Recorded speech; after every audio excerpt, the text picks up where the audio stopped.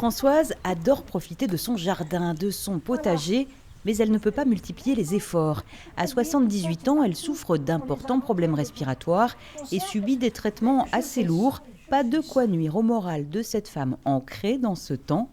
Une battante qui n'a pas apprécié de voir son emploi du temps d'aide à domicile réduit.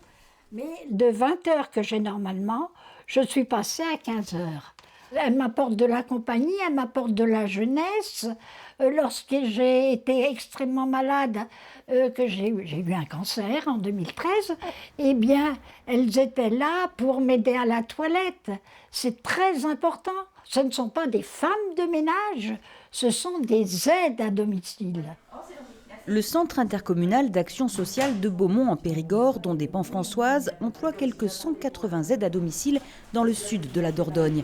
Les plannings, les absences sont gérés par 5 personnes à temps plein. C'est de plus en plus récurrent, c'est pas un métier qui est très attractif. Voilà, on a de moins en moins de gens formés, etc.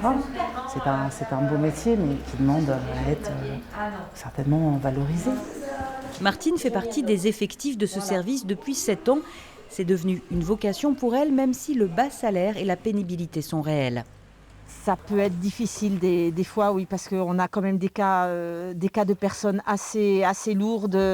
Des fois, c'est assez difficile pour le dos, pour les bras. Sinon, à part ça, si vous aimez les gens, essayez, au moins essayez. Essayez, et puis ça peut leur apporter que du bonheur. Le secteur de l'aide à domicile est un de ceux qui recrutent le plus en Dordogne avec la restauration, l'agroalimentaire ou le bâtiment.